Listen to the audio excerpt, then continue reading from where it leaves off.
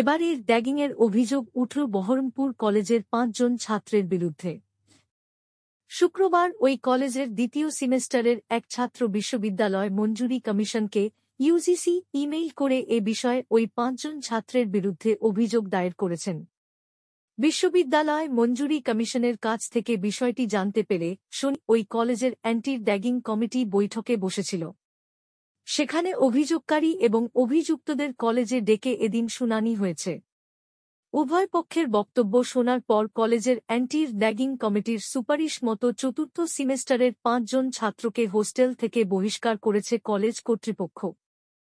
Actually ওই second সেমিস্টারের ৩-৪ জন ছেলে ইউজিসি র্যাগিং সেলকে জানিয়েছে যে তাদেরকে সিনিয়ররা ওরাল র্যাগিং করছে, ন ফিজিক্যাল, এবং তাদের যেটা ভুল হয়েছে কলেজ অথরিটিকে তারা এই ব্যাপারে কিছু জানায়নি, না আমাকে জানিয়েছে না হোস্টেল সুপারকে জানিয়েছে।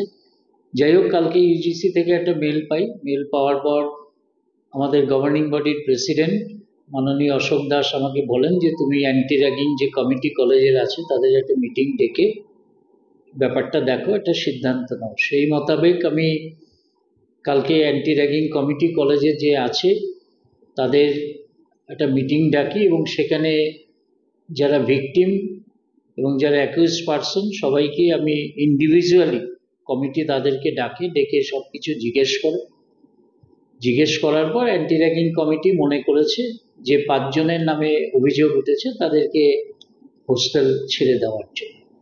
তা আমরা কোনো আইন টাইনের দিকে কোথাও যাইনি, তারা যেরকম কলেজে পড়াশোনা করবে, তারা আমাদের সন্তান সম।